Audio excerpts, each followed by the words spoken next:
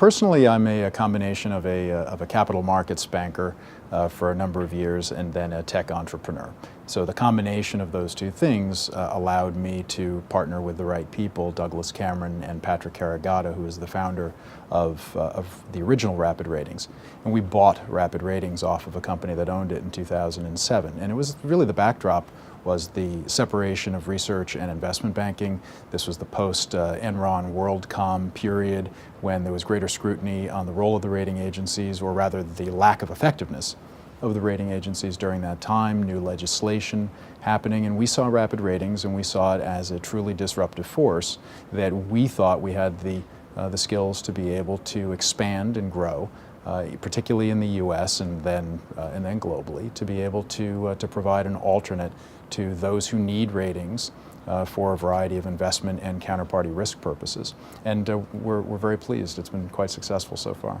We've come on to disrupt this business in a few different ways. One, from a revenue model perspective, we're not paid by issuers, we're paid by our subscribers. So we've removed that conflict and we have very pure, non-discretionary ratings.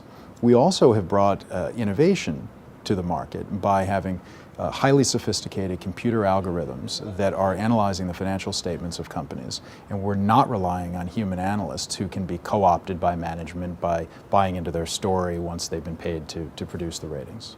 Well, the bond rating business needed to be disrupted because it has been terribly inefficient and it has been really an analog business. So for over 100 years, it's been dominated by a couple of firms, and then a third firm has come in over the last 20 or so years to have more of an effect. But those three firms, the big three, S&P, Moody's, and Fitch, have been doing things in a very similar way for a very long time. Human-based analytics, very qualitative-based ratings, and they've been paid by the issuers of the securities that they're rating. So there are inherent conflicts of interest and there are massive inefficiencies in the way they're actually going about the analytics. We're using computers, not humans, and that gives us an enormous capacity to process the financial statements of companies from anywhere in the world. So our 24 industry models look at over 60 ratios per company. And we're currently rating over 10,000 global public companies. And we're rating thousands and thousands of private companies on behalf of clients of ours. So the combination gives us a scale that is unparalleled, but also a depth of analysis that is significantly greater than what traditional ratings are able to do. Our ratings are not specific to bond issuers. We can rate any company, whether they're a bond issuer or not, as long as we have access to their financial statements. So a public filer, we're picking up by virtue of their registrations and their other disclosures.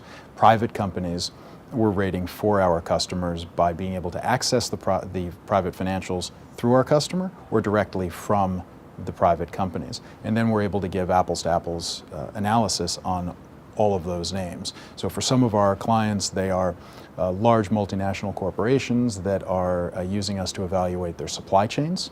We're doing vendor management for financial institutions.